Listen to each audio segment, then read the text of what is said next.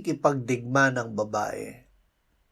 Sinabi ni Deborah kay Barak, "Tiyak na sasama ako sa iyo. Gayunmay ang daan na iyong tatahakin ay hindi patungo sa iyong kapurihan, sapagkat ipagbibili ng Panginoon si Sisera sa kamay ng isang babae. Tumindig ka, sapagkat ito ang araw na ibinigay ng Panginoon si Sisera sa iyong kamay. Hindi ba lumabas ang Panginoon sa harap mo?"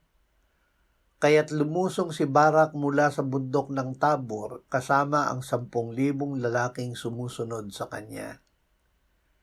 Nang magkagayoy umawit si Deborah at si Barak na anak ni Abinoam ng araw na iyon. Ang mga magsasaka ay huminto sa Israel.